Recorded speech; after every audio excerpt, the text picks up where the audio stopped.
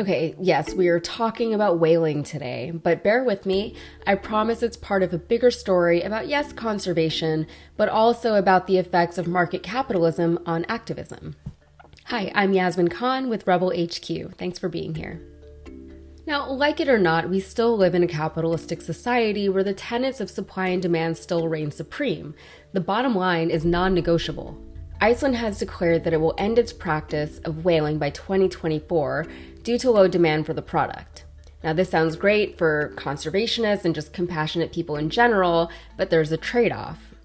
Demand for Icelandic whales has gone down because in 2019, its primary customer, Japan, resumed its own commercial whaling practice.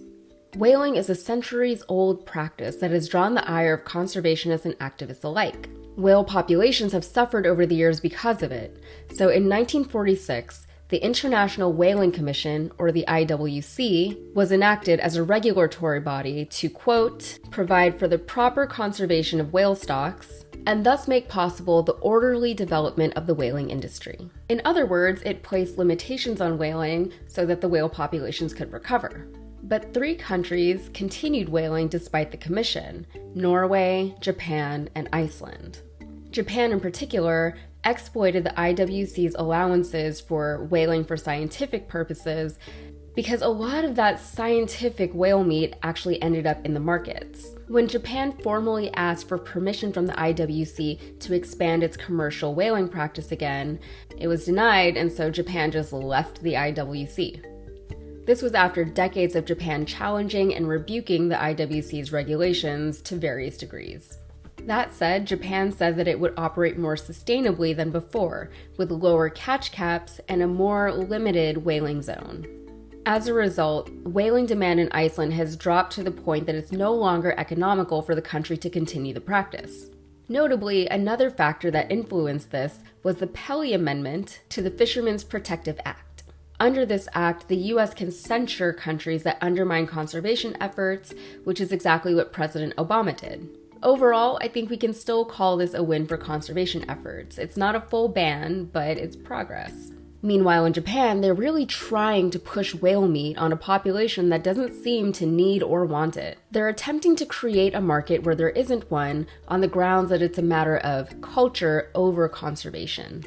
While whale meat was popular once upon a time in Japan, it was more consumed as a means of survival in the face of food shortages that were related to the war.